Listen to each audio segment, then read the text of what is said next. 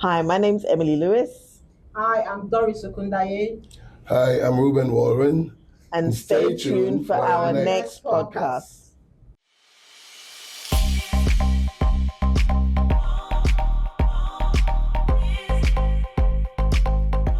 Hello, everyone. Good evening to our talk show. It all depends where you're watching us from. True Ambassadors Talk Show is sponsored by PLMB. And today's talk, we are with a wonderful couple that have put a lot into the community, supporting the residents. So today's topic, we're going to be talking about the importance of digital inclusion for seniors. So today I am with Emily and Rueben Lewis. They are from iFoundMe Consultants Therapy. They are great people. They've supported community. So they will be here to enlighten us, to talk to us the importance of supporting the community, the seniors to be involved in digital inclusion. So at this point, I will give Emily to introduce what they do, introduce herself. Thank you. All right. Thank you, Doris. Lovely to be here. So my name's Emily Lewis, and I'm the founder of iFoundMe Therapeutic Counselling. And I work together with my partner and colleague, but he'll introduce himself in a minute. And what we do is we do anything to do with mental health and well-being. And we were really pleased to meet you, Doris, when we heard that you were doing the IT for the seniors, because it's one thing that is very close to our heart. We run a lot of workshops and training programs.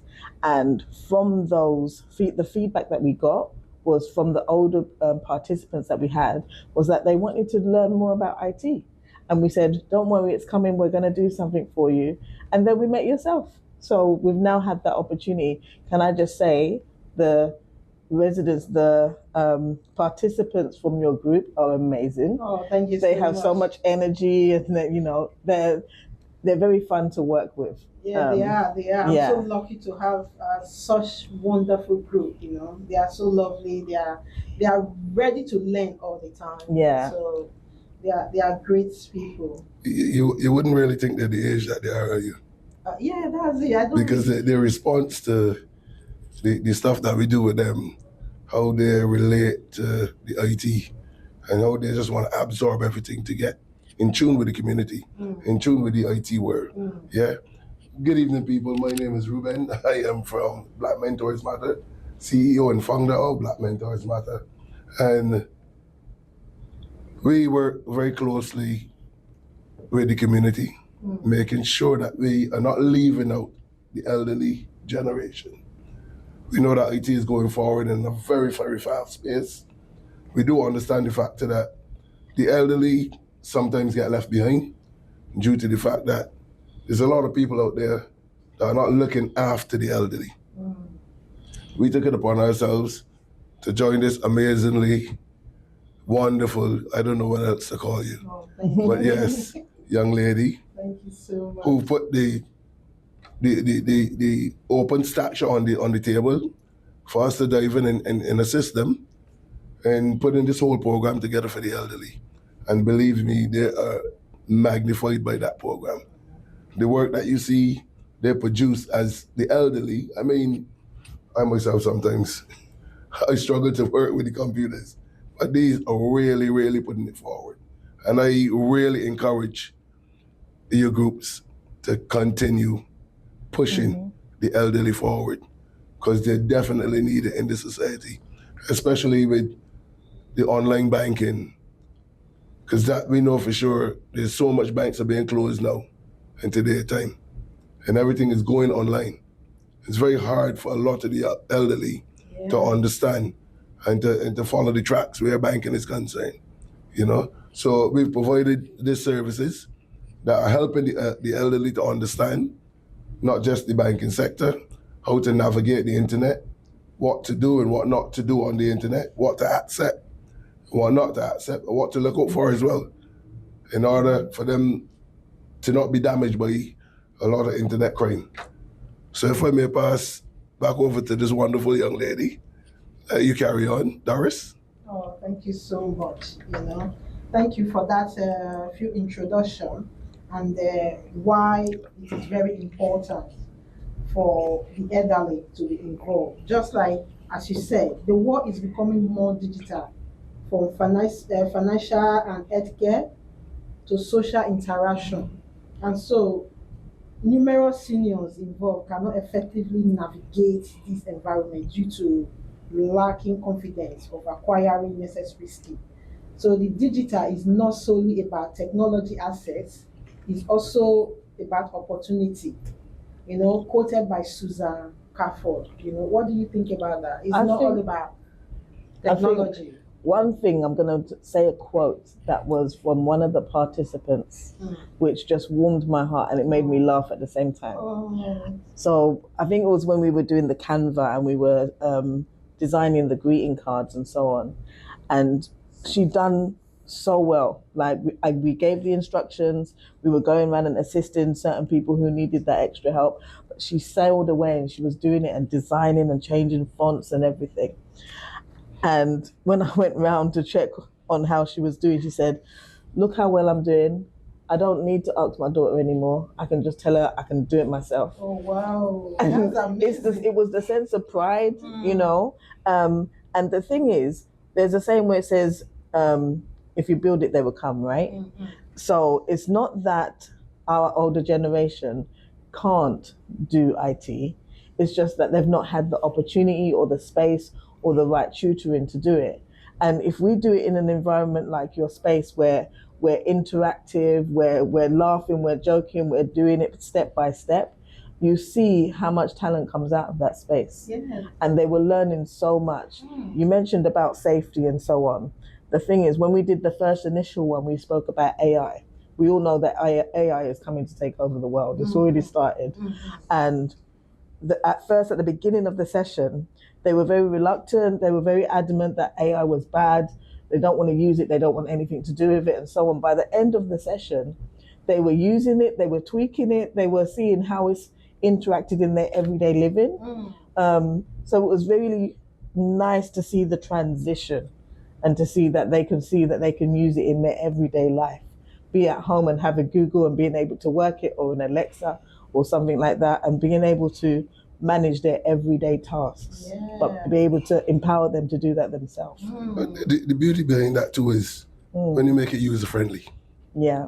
Because if you're old folk and you're not accustomed to the internet, you're not accustomed to doing banking online, shopping online, that sort of stuff, if it's not user friendly for you, it's going to be a very, very hard task. But the way we sort it out, we design it, we make it so user friendly, so fun. It's almost like it's just another everyday thing. Yeah, you don't realize You know, that you're you learning. don't- It's not a exactly. struggle. Yeah, that's the important thing about your teaching, and that is why they fall in so quick, and that's why they are looking at. So you just have to be bringing Emily to us every week. I said we have other things we need to do. I said, well, I need to speak to her because they're also busy people. They are doing a lot in the community.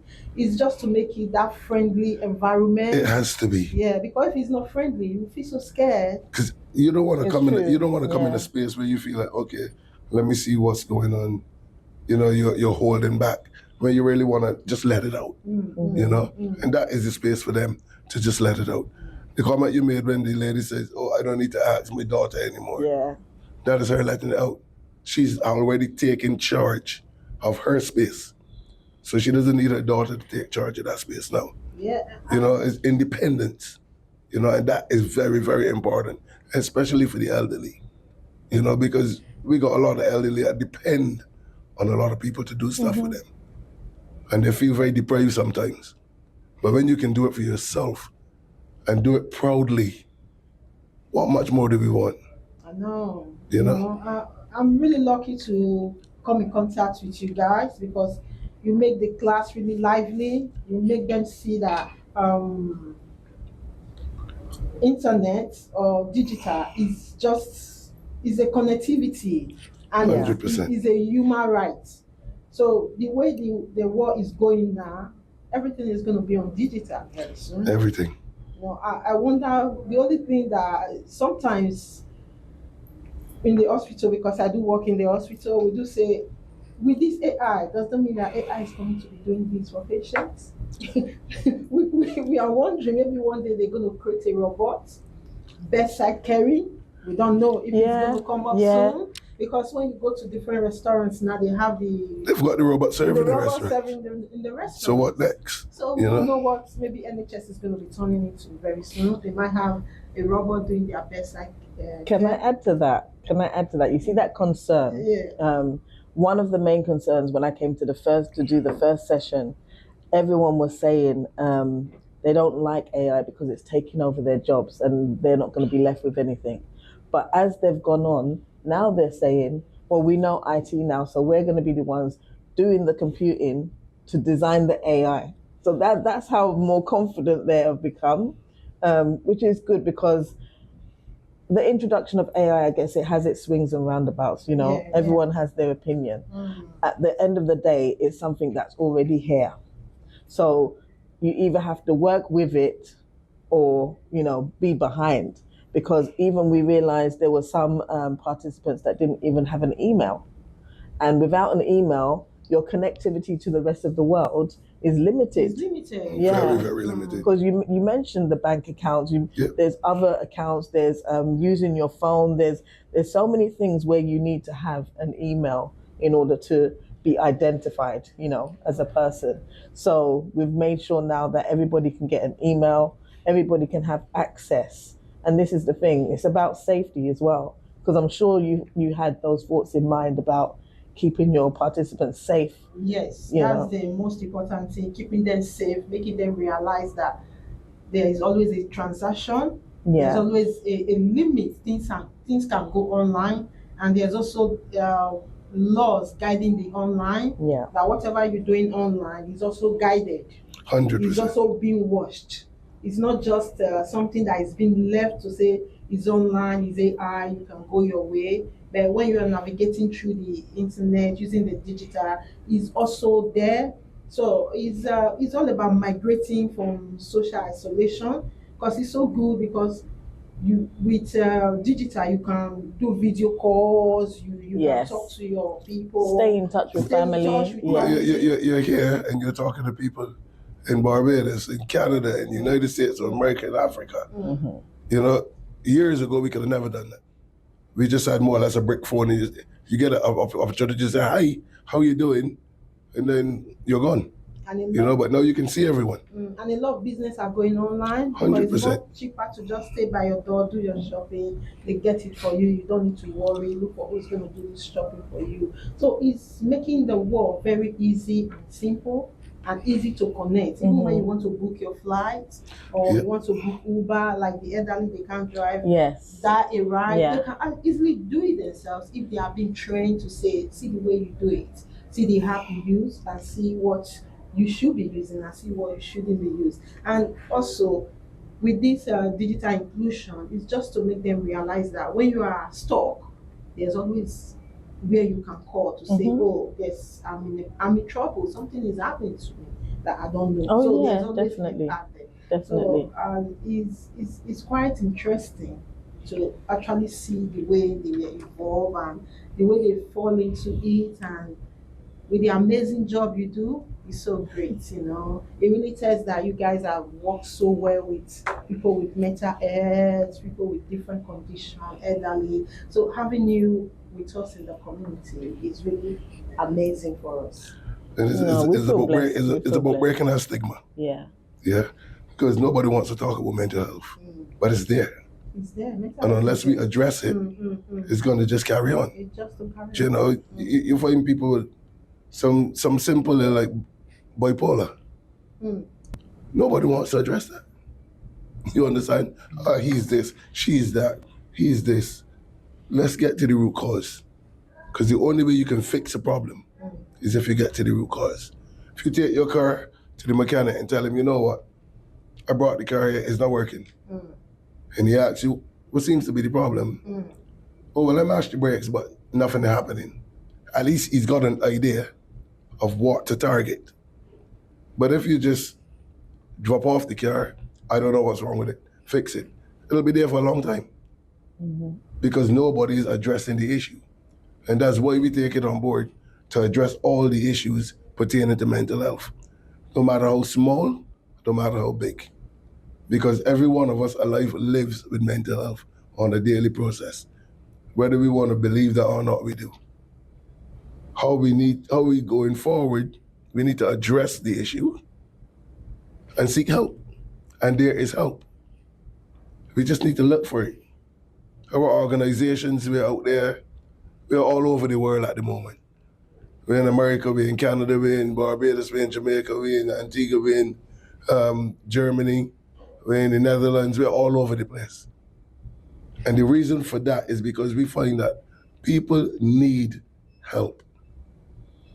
They turn into all different things for help.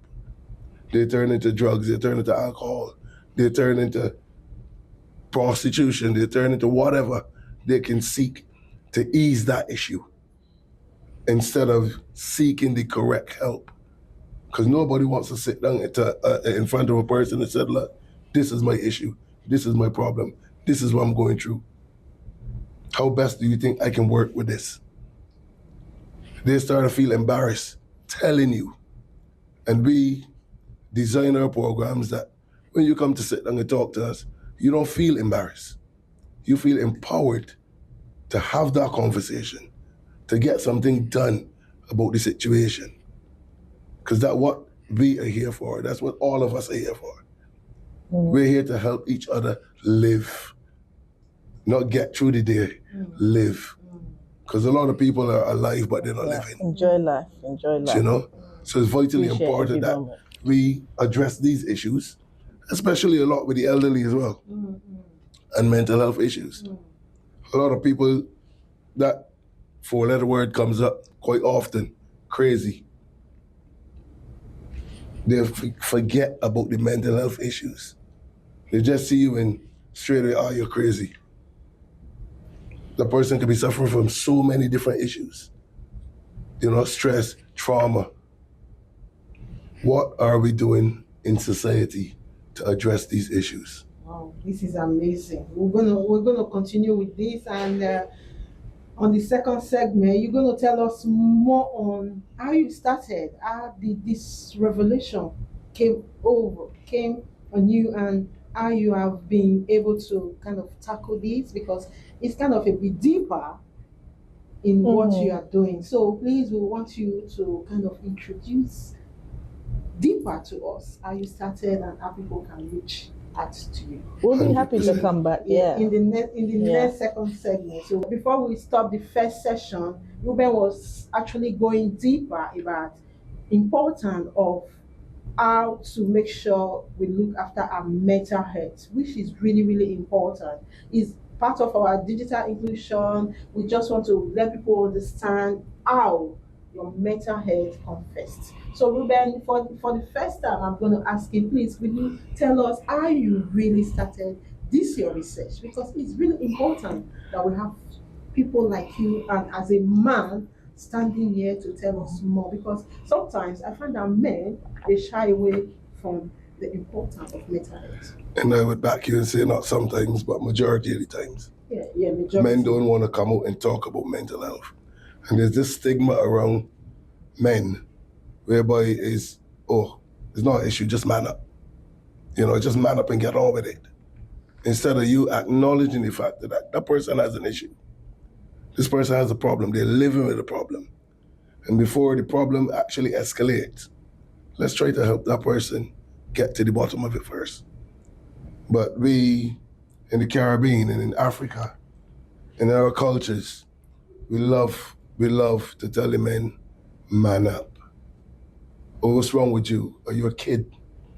You know, pull yourself together, man up and move on. Deep down inside, They're dying. they're dying for help. Yes. They're crying out, but because of how we're brought up, you're not gonna go to your dad or your mom and say, well, oh, this is the issue. You might go and tell your friend, but the friend can't help you because he's probably going through the same issue as well. But he doesn't want to tell you that he's going through the issue. And this is the problems that we face on a daily process. Yeah, and getting back to why I start along the mental health issue. My mom passed away about 30 years now. Wow. That Yeah. you're really young then. And yes. And when I was looking for avenues to explore and to understand and to comfort and to deal with the stress, there was nothing. There was nothing. You were just told, you know what is what it is. You just got to carry on with it, Wow. you know? And by talking to my family and my friends and finding out they too are going through that same issue, they're hurting too. How then can we explore and go out there and find? There was nothing. So I decided with myself, you know what? I need to do something about it. I need to sort somewhere, somehow, that we're gonna feel better. And as I started my little mentoring group, one-to-one, we having our little conversations, me and my friends and family. And I find that they were coming back more and more, because they're getting answers. They're getting reasons to live on. They're getting reasons to have hope. Wow. It's not all lost, you know? And that inspired me to dig even deeper, to go further, to see how far I can expand, to see who else I can reach, who else I can touch. And from family to friends to people beyond friends. And I found that, you know what? Having that extra ear, putting yourself in a person's shoes, taking yourself out to you and trying to understand that person, what they're going through, how they're feeling. Because it's very easy for us to say, you know what, I understand you, but you don't have a clue. And that person walks on and think, well, yeah, he's just telling me. But when we sit down and we have that conversation, and we get to the nitty-gritty of why, how, when, and where, then we start to understand the person. Now we start to understand why you're having these thoughts, why you're doing what you're doing, what brought you from where you were to where you are. How can we get you back on a stable foot? You know, and that was my drive from day one to now. And it's even a bigger drive now because of young people. Our young people in society are destroying themselves. You know, and since after COVID, a lot of mental health issue among the young people 100%. has increased. 100%, because they're trapped. They wasn't getting out to go and socialize. Socialization become a computer thing. Again, back to the AI. Yeah, it became a computer thing. So everybody was meeting up online, having conversations online. And that became very dangerous. A lot of young girls were trapped in that computer age. A lot of things were being passed on the internet that could not be monitored by the parents. Boys as well. Young boys was being persuaded to do things. Young ladies were told, oh yeah, let's meet up. You're a young lady on the internet and you're having a conversation with a man that's probably 40, 50 years old. You don't know who's behind that screen. Then let's meet up, and it's a big problem when you meet up. You know? So we are trying our utmost best to educate our young people, educate our elderly about the internet, how to use it, how to navigate it, when to click that button to say yes, when to click that button to say no. Ask questions. Who are you? How old are you? Where are you from? Why did you choose to have this conversation with me? Because a lot of young people are scared to do that. Yeah? The elderly as well. Because they don't know much about it. Everything that flashes up. Oh yeah, it looks good. That's it. A lot of the elderly, and we had a few conversations, Emily, about the elderly and passing bank details and information on the internet. So many elderly people There's been so many were robbed of cases, it. You know, this is hard. In the everyday world that we live in, the elderly work hard for their little pension, They're trying to enjoy the little pension, but then we got these people on the internet that's robbing them of their joy. And the young people are being robbed of themselves. Of their dignity. They're being told, oh, well, you know, you like me, I like you too, send me a picture what you look like, this. And that is the big issue. Big issue. Nude Yes. pictures. Yeah. You are sending some person information about yourself, You don't even know. and you don't have a clue who this person is. Yeah. We had just recently one young lady that got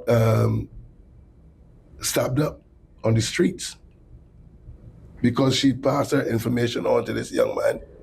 And because she decided to say no to the person, he tracked her down. And luckily, Pastor Boy on a motorcycle stopped him from killing that young lady. Wow. These are the type of things that are on the streets today. These are the type of situations that, when it comes down to the bottom line, we have to sit down and talk to you as a young person about what are you doing out there? How are you protecting yourself? So Why the are you thing sitting is, on the there's internet? There's key things. So the same way we do the workshop for the older generation, we do a workshop about cyber safety, about bullying, about safeguarding themselves. We also do one for parents. So it's about understanding the certain types of language that will be used, certain characters to look out for. Like you were mentioning before, the types of conversation. It's about limited interaction. If you see something and it raises a red flag, then you just disconnect and delete. It's not about having that interaction and that conversation, because the more you do, the more information they gather. You pass. So how will they be able to kind of notice it? Are you guys encouraging them to speak to someone, or before they start any conversation online, they should kind of have that conversation with their family? They need to have the conversation with their family. I definitely agree. That's why we do it with the parents as well. So we do a parent workshop, but then we do a parent and child workshop.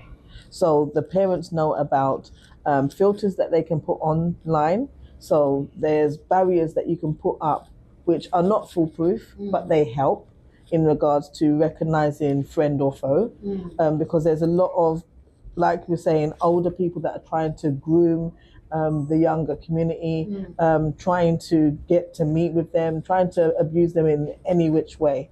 And so we tell them what to look out for. We encourage conversations. We ourselves have conversations with them and ask them about what they do already.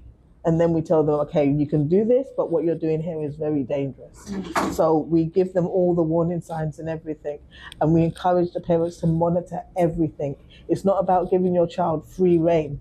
We know that in this generation, parents are busy. They're working 2 jobs. And then they're coming home, they're busy, they're tired, and so on. They've got multiple children. So we understand that they're busy. It doesn't mean that you can give your child a tablet and then leave them to get on with it. A lot of they still have to control the tablet. Yeah, they still have to monitor and have conversations with your child and say, okay, what are you doing? Let me join in. You have to know what your child is doing.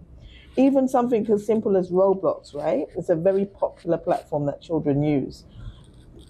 The thing is, the pedophiles, the abusers also know that. So they infiltrate. They will come in, they will try and have conversations, they will try and meet up, they will ask for pictures and so on. We do a lot of work with the parents and the children in regards to knowing what to do on those platforms. We discourage them from talking online to people.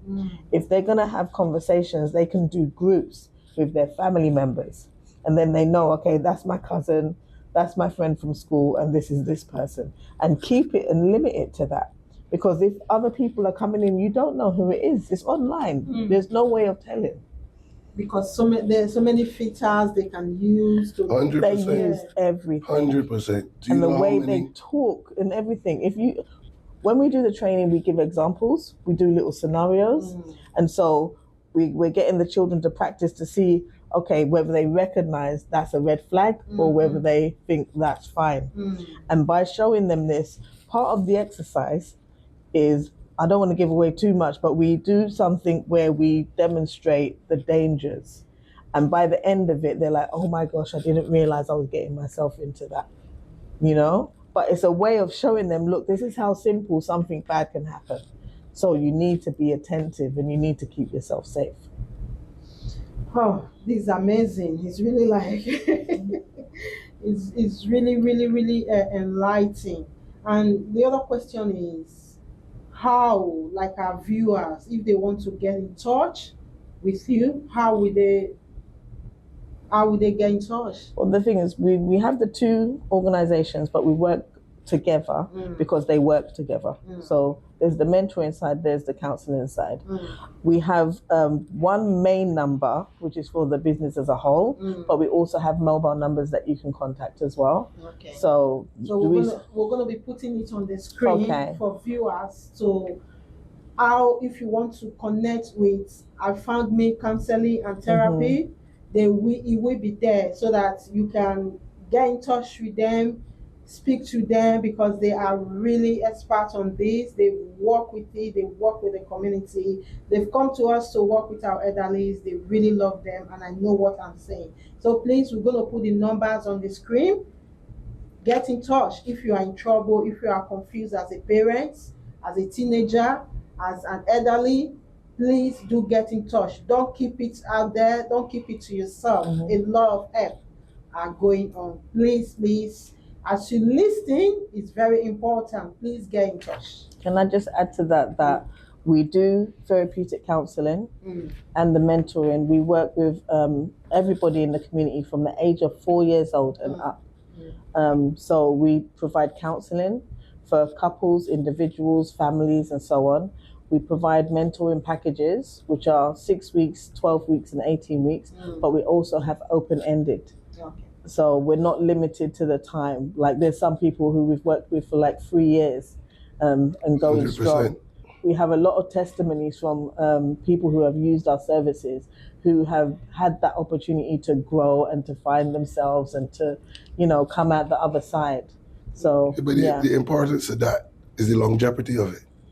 Because you can't give a person therapy for 4 weeks and think you can fix it. Yes, that's true. You understand? You go to certain organizations, we give you 8 weeks of therapy. We give you 6 weeks, we give you 4 weeks. What happens next? Yes. Because that person is left with a void. Who fills that void? That's the issue.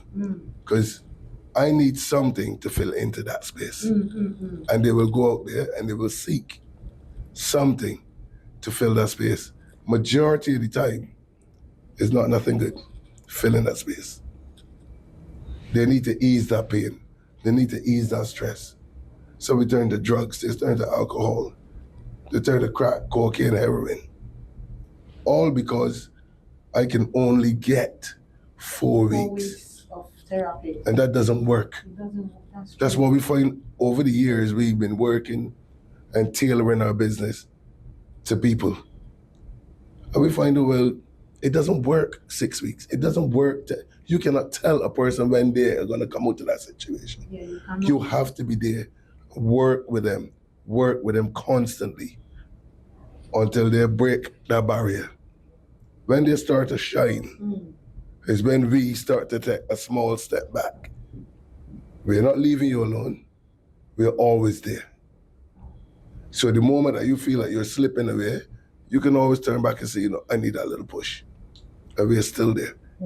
But you're not getting that from so many other services. And that is the biggest problem we face. Yeah, that's the biggest But can I problem. just say about your organization as well? Yeah. Because I know you don't just do the IT. You do so much interactive things with your participants, like the food and stuff, and I've seen them. Yeah. And I think that's how we need to think out of the box, getting people to enjoy time together and build relationships, and that is what makes it work. That is what helps to build people, most definitely. Yeah, that's true, because I kind of really think outside the box, because when you're bringing people in, you want them to be friendly, you want them to open, you need to open that pathway for them. It's about the connectivity. Make them be connected. Don't restrict them, because 100%. I don't actually like being restricted. But for me as general, I don't like being restricted.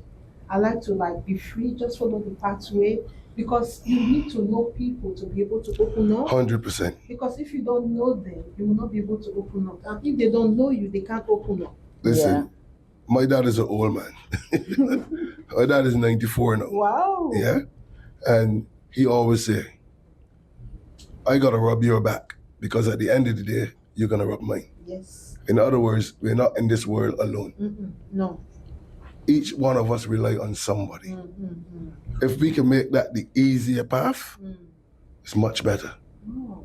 Every young people know within themselves, there's somewhere I can go and talk to somebody because I can't talk to my mom or my dad, but there's a safe place I can talk. that I can go and I can access that information, can sit down, have that conversation, and open up and let that person know I'm suffering through this issue. Then they're gonna come to us. But if we don't provide those spaces, we don't provide those little avenues, show them that yes, we do understand what you're going through, and you are not alone, then we got a problem. Yeah. We got a massive problem. Because they're gonna keep turning to their peers, Yeah. and they're gonna wind up in drugs, gonna wind up in guns, violence, and gangs. Yeah. And that's what we're trying to get rid of. You understand? We're working tirelessly to get rid of it. Wow. But we need to work together in order to succeed. One matters. Everyone's life is opportunity. It's not a privilege. It's their right. So we need to actually support them. Thank you for the great work you're doing in the community. So this last segment, they're going to kind of explain how we can promote this in the community, different ways you can connect to people and you can stay safe. So are we taking it from Emily? Yeah. Okay. So in regards to promoting it, I think it's all about education in regards to letting people recognize that AI is here. It's in all of our everyday life. It's on our phones. It's on our TVs, computers, everything that we do. If we're doing shopping, you can do online shopping. I'll give you an example. COVID was our busiest time. Because everybody was indoors. Everybody had to find new ways of communicating, new ways of getting to do their shopping, etc., etc. So we did a lot of online workshops during that period of time, and we got a lot of calls and I guess referrals from people who were isolated, feeling lonely, and so on. But what we did is we introduced learning how to work the internet, learning how to utilize your phone to order your shopping, looking at activities and games that you could do, exercises that you could do. I can't remember the man's name, but one man in particular became very famous from doing these online exercises that everyone was getting involved in. Something like that, yes, something like that. And the thing is, it was online. But what we were doing was helping people to understand, look, you can go online, you can use programs like Zoom or Teams and stuff like that. And we were just helping people to get that access. I think access is so important. And as we mentioned before, safety online is so important. So we were doing that two-pronged thing where we were telling them, okay, this is how you access, but this is how you stay safe. Yeah. And it just encouraged people to communicate. People were doing groups, online groups, WhatsApp groups, any way that they could connect, we were supporting them. So it was removing that isolation, it was removing that loneliness. We were doing online therapy sessions, we were doing mentoring packages online. We discovered how much we could use it as well. But then coming out of COVID, it's about, I guess, allowing people to still have that interactivity, but still come back to, normal living of seeing people in person and so on. But the importance of it is that once we did that, once we educate about how AI and IT is used in a daily basis, that's what it draws to people. Because they're like, okay, now I can shop online. Now I can join a group. Now I can do this. And it's exciting. And I think you don't need to do any more than that to entice people, because now they want to do it. Yeah. Now they're asking questions, which is really nice to see. Thank you so much. Just to add to that, it's very important to also for people that are suffering with long-term illnesses as well. When you're stuck in a bed and you can't move, You can reach out on the internet, have a person to talk to.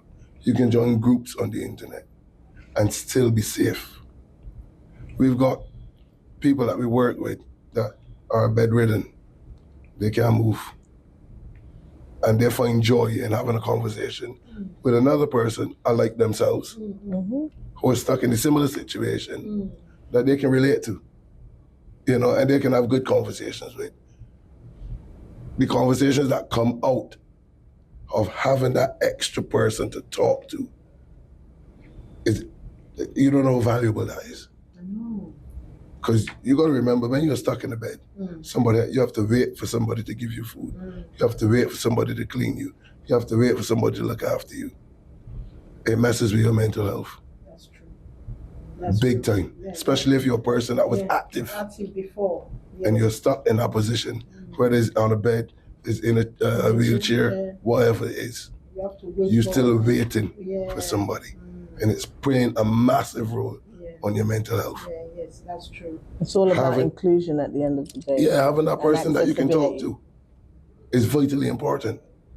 We got loads of clients that they're in wheelchairs, they're on beds, and they're calling. All they want is somebody to talk to or to listen.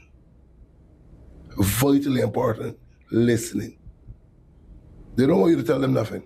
They just want to offload the stuff. By the time you're finished, they're like, oh yeah, that felt good. At least somebody listens to me. The elderly of today has this issue because a lot of the elderly are not being listened to. They're not being heard.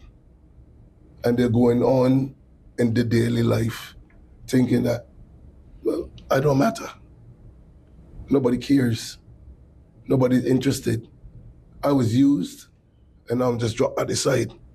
I was once a person that used to work and feed and look after and cook and clean, but now that I am disabled or just in the corner, I'm just pushed aside. Yeah. So we need to start helping each other to understand the importance of looking after our elderly, because from their generation, they need to pass that knowledge down to our generation, and from our generation to the kids' generation. And this is where we got so much problems, because that knowledge is not being passed. There's too many barriers today, too much problems. I know, Kids are talking to their parents as though they're friends, and that they're their peers, they're not peers. Less than that. less than Do you that. understand? If you see them on the street and they're swearing in front of their parents, they're smoking in front of their parents, they're drinking in front of their parents, that's unheard of.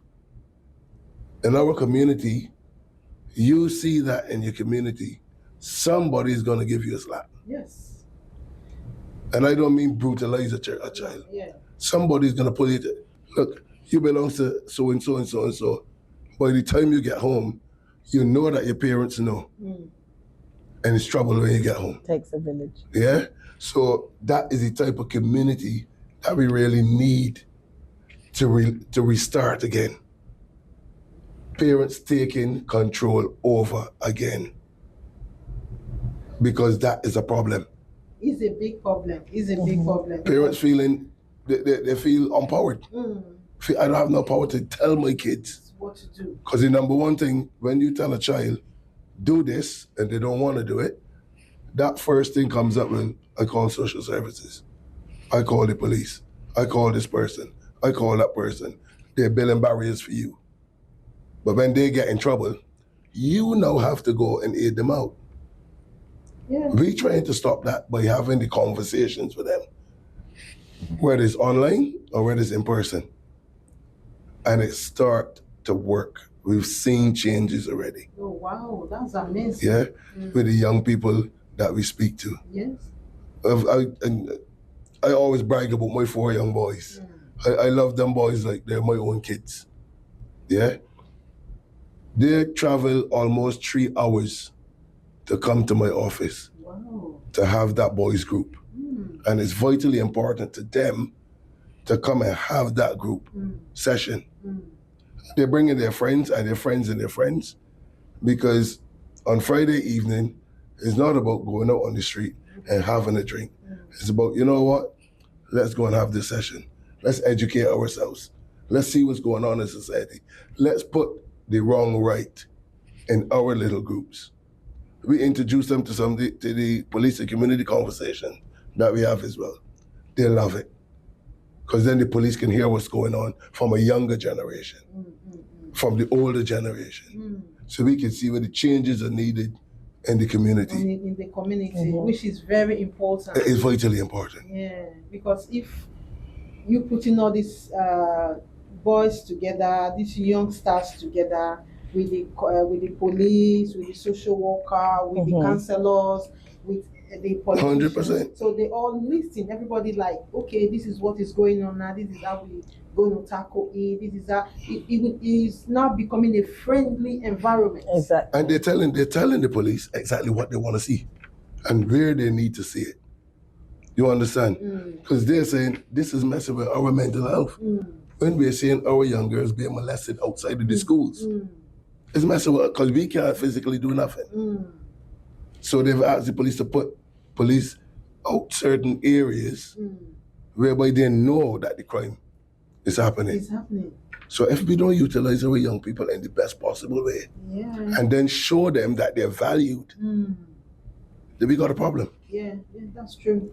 So we need to step it up pertaining to our young people and our elderly, because our elderly walk the street and they need to feel safe. You know, I like though, Doris. I think I like the most connecting with people, not just the community though, with other organizations. With other organizations. And I think that's how we've grown a lot as well, because the work that we do, we spread everywhere. I think I mentioned to you before in our own conversation about the work we do with the corporate organizations. These are, you know, businessmen and women who are highly strung. They're the most stressed statistically. That shows the stress levels that they have because they have all these high demands and not a lot of time to reach these demands and so on. So we've managed to sneak in there and we do something called Lunch and Learn. And we go in and we sit with these corporate people and we do therapeutic activities. So the first one we did, we came with a load of Play-Doh. And when we had the people sit down, they're just looking at us like, why have they brought Play-Doh to this session? Yeah. But the activity that we done with the Play-Doh was to build their relationships, to get them to know each other, to get them to make Play-Doh shapes and forms and everything for each other, just for them to connect. And one of the first ones we had was with the CEO, like the big boss of the organization. So you could see that when everybody was in the room, everyone was a bit nervous on their P's and Q's. They're like, oh my gosh, big boss is here, let's like act reasonable. By the time we finished, everyone was laughing, joking. Everyone built that trust and relationship in just the hour that we had with them. Even to the point where the CEO himself was asking if he could keep the Play-Doh. So when it comes to therapeutic play and giving people the opportunity to have that space for one, because they don't normally take that space. You see the human being come back. You see that longing for connection, like you keep saying. Yeah, the sense of humor. Yeah, and but it's just so nice to see. But that's the amazing thing about Play-Doh. I love Play-Doh.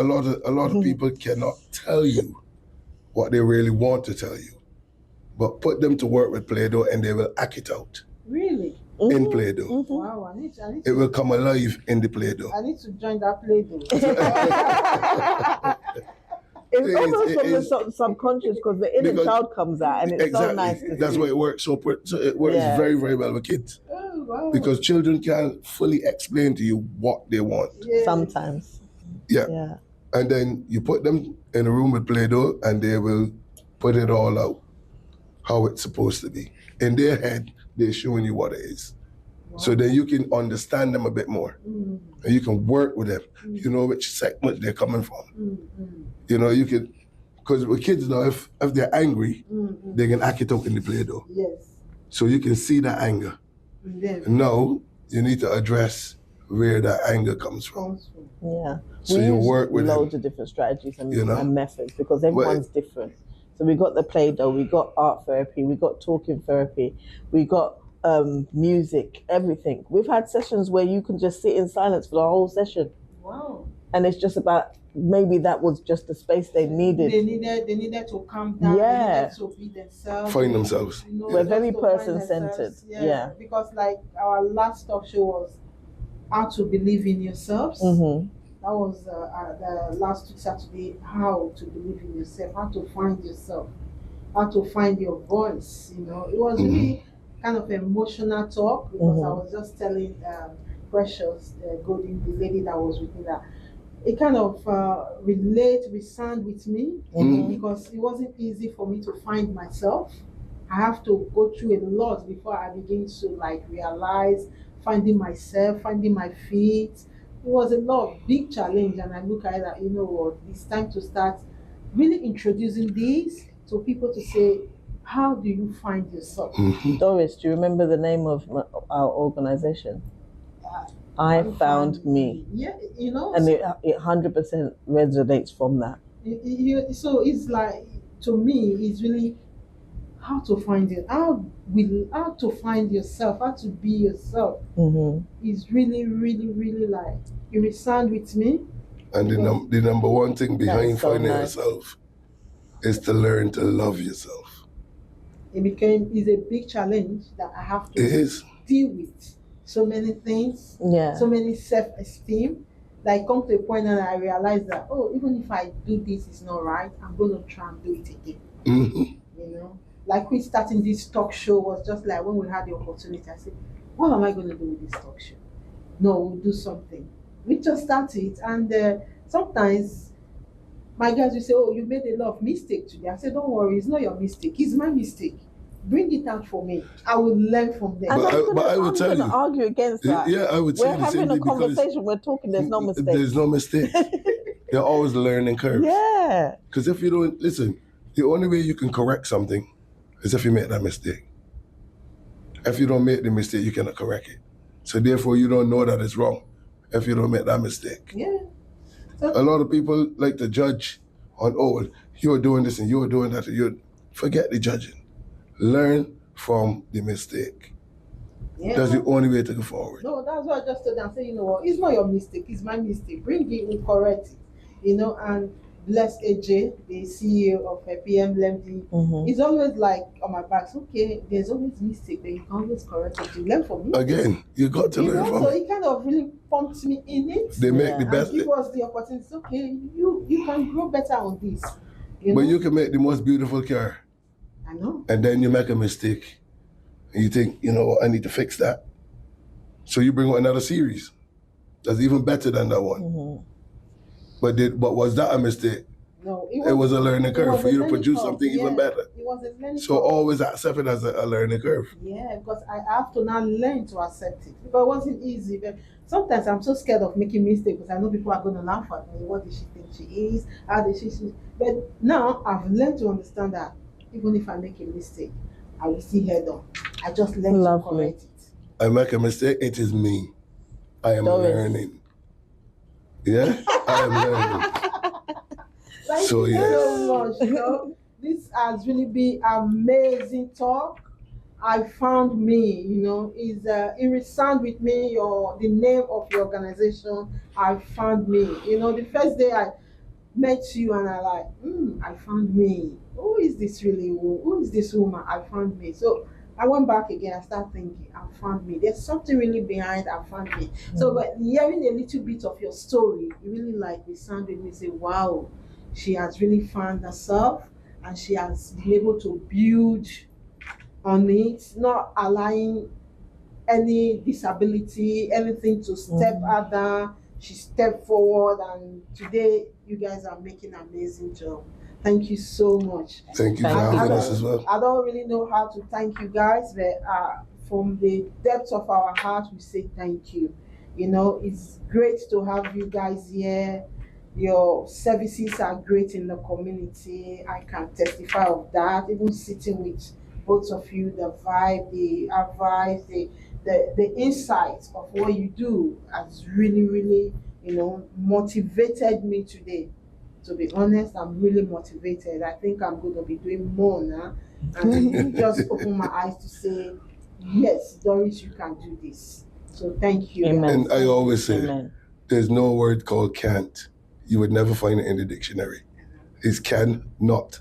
Yes. So there's no can. Yeah. You can do all things. Yeah, the Bible says, a quote of God says, I can do all things There you through go.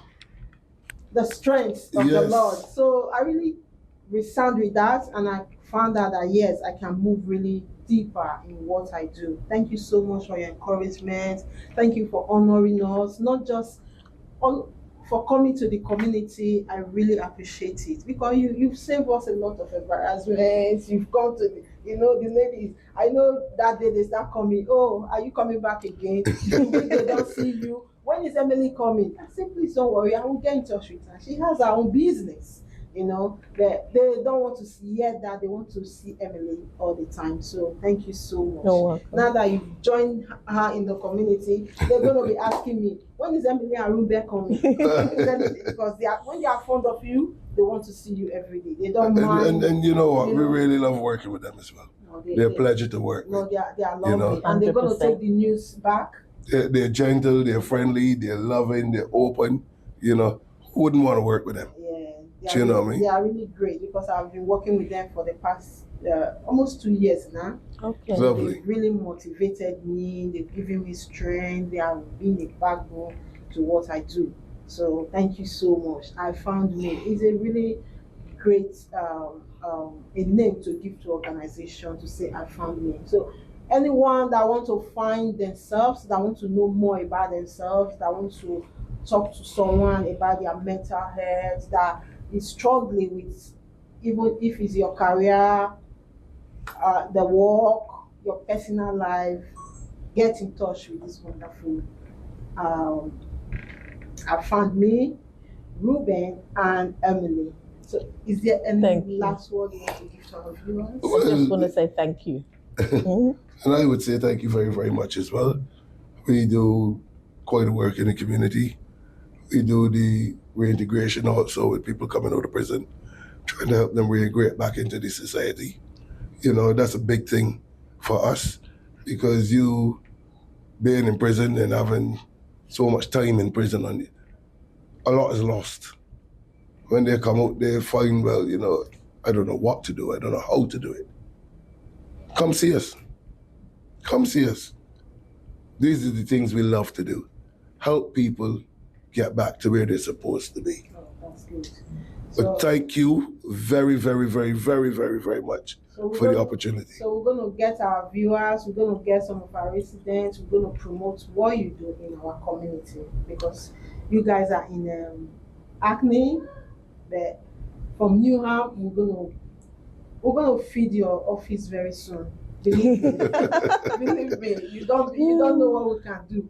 I remember the first day I came into this office, when I met with AJ, we just had a chat. Okay, what you do in the community, bring it. I said, you know what, sir? Don't worry. Your office is going to say, we're going to feed it. So we are sure and positive about that. So I really love to work with you guys, collaborate, and work on this mission together, because community work, you can't do it alone. It's not a lone job. You need to collaborate, because I've come this far through collaboration. 100%. So I've collaborated with different organizations.